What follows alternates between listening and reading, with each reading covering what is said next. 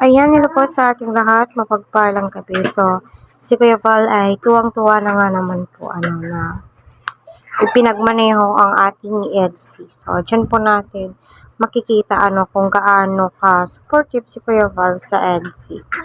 Lahat naman po ay supportive si Kuya Val kahit anong love team, kahit sino sa mga angels, diba? Which is nakakatuwang isipin. At kilig na kilig ka po si Kuya Val. At yun na nga po, no, nagtabi pa ang dalawa. Pinagtabi po talaga ni Kuya Val Santos matubang ang NC. Sino ang hindi kinikilig doon? Kahit sa simplihang titigan pa lamang po, ewan ko na lamang po talaga. Grabe po yung saya na idinudulot or ibinibigay po ng Team EDC sa atin. Iba po yung kasiyahan.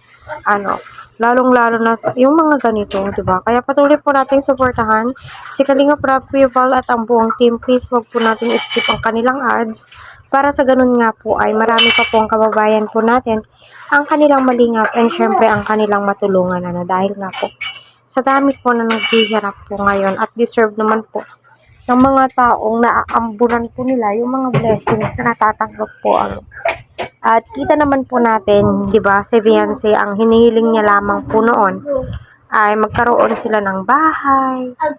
Ngayon tignan niyo, 'di ba? Tignan po ninyo sa di po inaasahan sila Beyonce at ibang key angels ay nakakasama pumunta ng Baguio at sinusuportahan po ito ng kanilang mga sponsors, 'di ba? So nakakatuwa at naway po talaga naway